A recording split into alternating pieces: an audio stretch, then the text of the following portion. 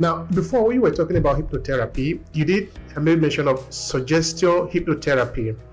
So now, I want you to help me understand how that can be helpful in the area of business. Say maybe, for example, you teach a business owner about that tactics, about that understanding. How would that be helpful in his or her business?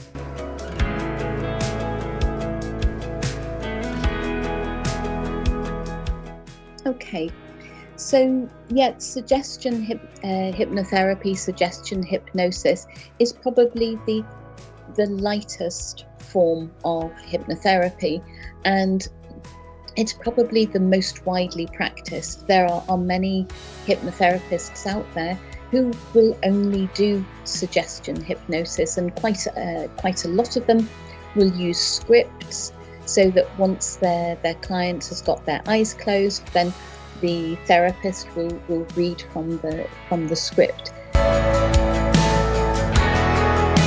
That's not the way I was taught, and it's not the way I have ever worked.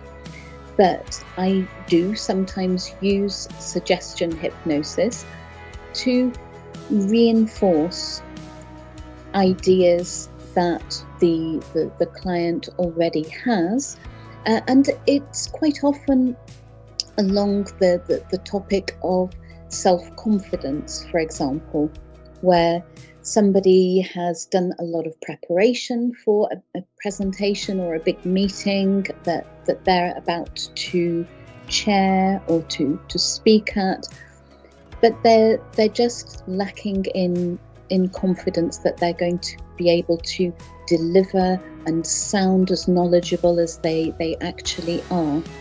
So we can use suggestion hypnosis just to go into that relaxed state of body and mind and remind the person of their expertise.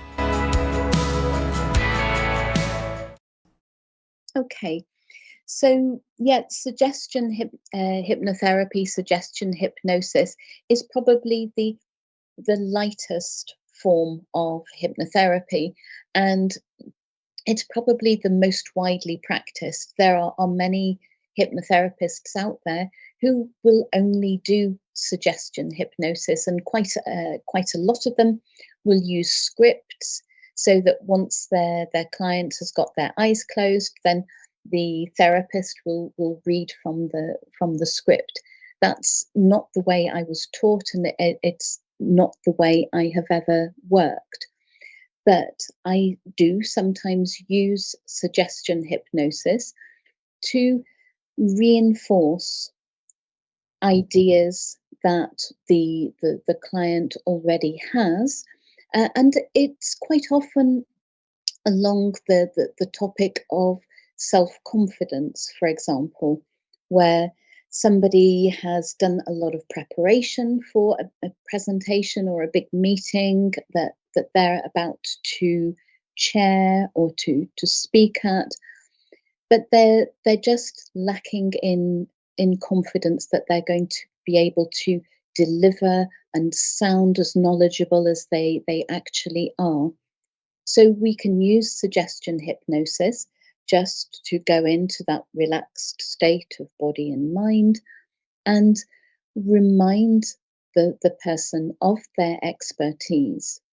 Remind them that they are an amazing contributor, that they're not pretending they're a guru with all the answers to all the questions, and just to do what it takes to reinforce their own confidence that they deserve to have in what they're about to do or to deliver.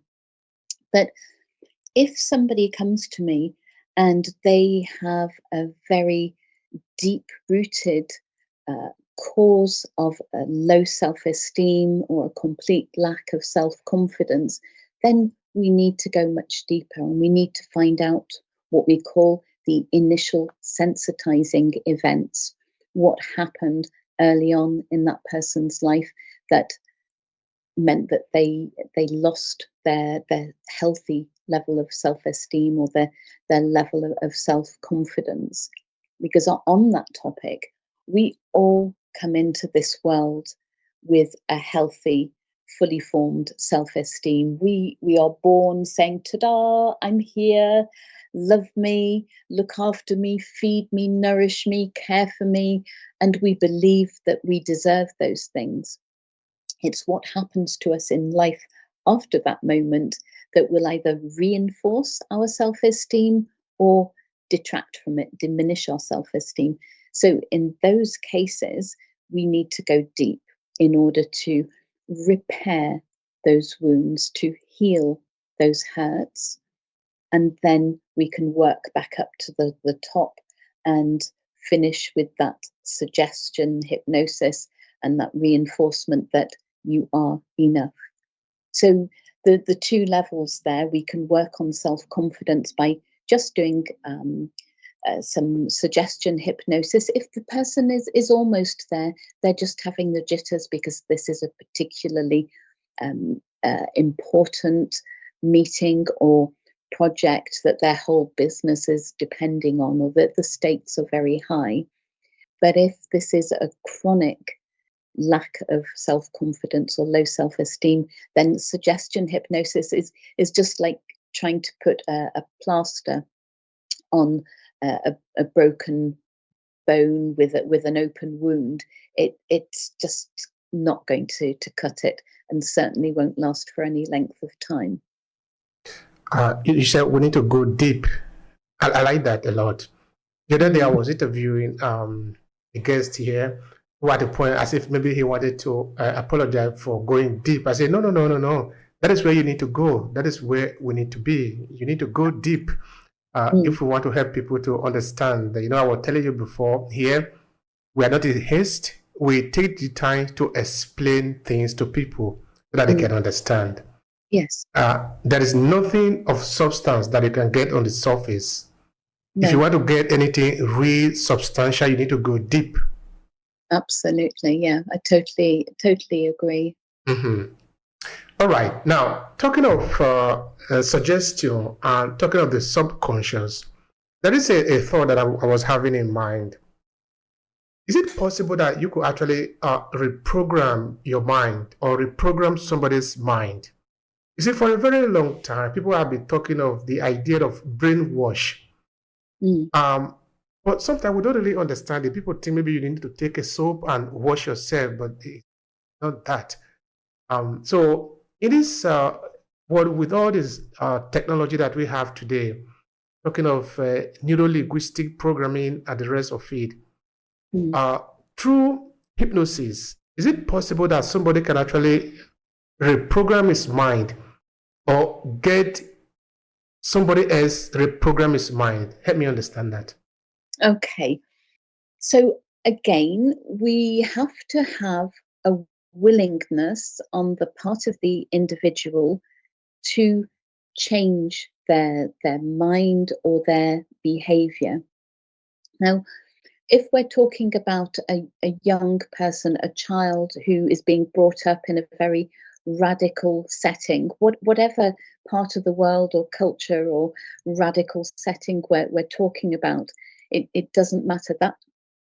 That child, as the younger they are, the more vulnerable they are, and the easier it is to plant ideas and ideologies that aren't their own. But in an adult, there has to be a willingness to take on those ideas. Now, it can happen in many different ways, but in hypnotherapy, if somebody has always been very quiet and very shy, but they have something inside of them that they want to share with the world, they have a message, they have lessons that they have learned and they want to help other people listen, they may seek help in order to find their voice, to release their voice, coming back to our very earliest part of this conversation.